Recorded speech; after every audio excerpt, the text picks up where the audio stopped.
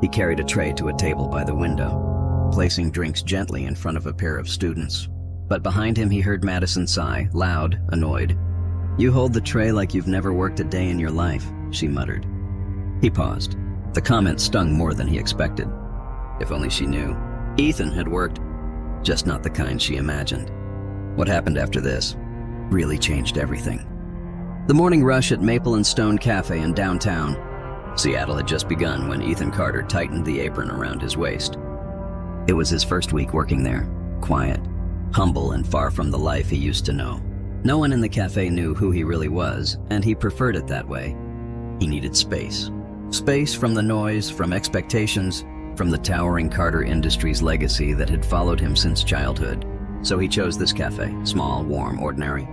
A place where he could disappear. The bell above the door jingled sharply. She walked in. Madison Hale, the new owner. Early 30s, tall, stunning, the type of woman who turned heads without trying. Today she wore a fitted white blazer, heels clicking like a metronome of authority. People said she'd bought the cafe after a messy breakup, using it as a fresh start. But whatever her story was, she carried herself with a confidence that bordered on cold. Her eyes swept the room, sharp, evaluating, impatient. Then they landed on Ethan. "You're late," she said, even though he wasn't. Her voice was clipped, tired, like the world had disappointed her one too many times. "I got here 10 minutes early," Ethan answered softly. Madison raised an eyebrow. "Then move like it. You're too slow. Customers don't wait." The staff froze. A couple of baristas exchanged glances but said nothing. Ethan swallowed his pride. "Yes, ma'am." He carried a tray to a table by the window, placing drinks gently in front of a pair of students. But behind him he heard Madison sigh, loud, annoyed. "You hold the tray like you've never worked a day in your life," she muttered. He paused. The comment stung more than he expected. If only she knew. Ethan had worked, just not the kind she imagined. Boardroom meetings, charity galas, billion-dollar decisions whispered into his ear since he was 16. But none of that mattered now. Here he was just a waiter. And strangely he liked that. Still, humiliation burned in his chest. Madison walked past him, brushing against his shoulder without apology. "If you can't handle this pace, there are a dozen people who'd take your job in a heartbeat." Ethan nodded, forcing a smile. "I'll do better." She didn't look back. The rest of the morning blurred, orders, spilled coffee. Madison's voice drifting like a storm cloud, but Ethan stayed calm. He always did. Then, as he cleaned a table near the front, a black SUV stopped outside. The door opened and an older man stepped out, tall, gray at the temples, wearing a suit that cost more than the cafe's monthly rent. The staff noticed. Madison noticed. The man walked straight toward the entrance, the bell chiming again. Ethan froze. Because it wasn't just any man, it was Jonathan Carter, the richest man in the state, his father, and he was staring directly at Ethan.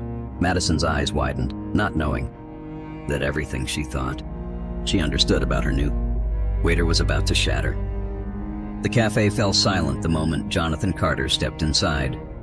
Conversations faded, cups paused midair. Even the espresso machine seemed to quiet down. Madison smoothed her blazer, instinctively straightening up. Important people didn't walk into her cafe often, especially not men dressed like they were on magazine covers. Jonathan's eyes found Ethan's instantly. "There you are," he said, relief softening his usually stern face. "I've been looking for you." Ethan stood frozen, tray in hand. His coworkers stared. Madison blinked, confused. "You know him?" she asked carefully. Jonathan turned to her. "He's my son." The room erupted in whispers. Madison's expression flickered, shock, disbelief, then something else she tried to hide, guilt. Ethan looked down. "Dad, I told you I needed time." "And I gave you time," Jonathan replied gently. "But hiding in a cafe won't change who you are. You don't have to run from our name." Madison's breath caught. Suddenly, every sharp word she had thrown at Ethan replayed in her mind, each one hitting her like a blow. Your son," she repeated softly. Ethan finally met her eyes. For the first time, she saw not a nervous waiter, but a man carrying weight far heavier than coffee trays. Jonathan placed a hand on his shoulder. "The board needs you, Ethan. You're the only one who sees people the way they really are. That matters more than you think." Ethan hesitated. He glanced around the cafe, the scuffed wooden floors, the crowded tables. the co-workers who had been kind to him, the place that had given him space to breathe. And then he glanced at Madison. She looked away quickly, as if ashamed. Jonathan stepped outside to give them a moment. Madison approached slowly. "Ethan, why didn't you tell me?" "Because I wanted to be treated like everyone else," he replied. "Not like the son of a billionaire." She swallowed hard. I misjudged you." "I was hard on you." "Too hard. I'm sorry." For the first time since he'd met her, Ethan saw vulnerability in her eyes, fear of having hurt someone she never meant to. "You weren't wrong," Ethan said softly. "I did need to learn. I just didn't expect it to feel like this." Madison looked down, her voice barely a whisper. "If I'd known, I would have treated you better." He shook his head gently. "No, you should treat people well because it's right, not because of who they are."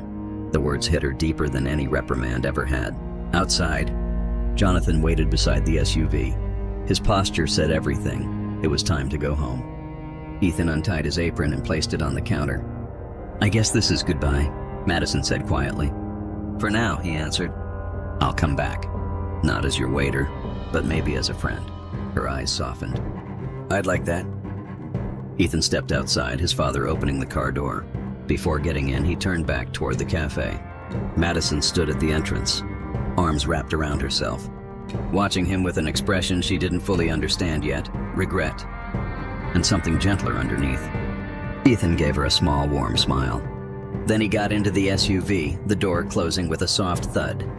As the car drove away, Madison whispered to the empty street, "I really didn't know who you were, but I hope I get to know who you become." The cafe bell jingled behind her as she returned inside, not as the strict boss she had been that morning, but as someone quietly changed. The truth had humbled her, and Ethan Carter, once just a waiter, had found the courage to return to the life waiting for him.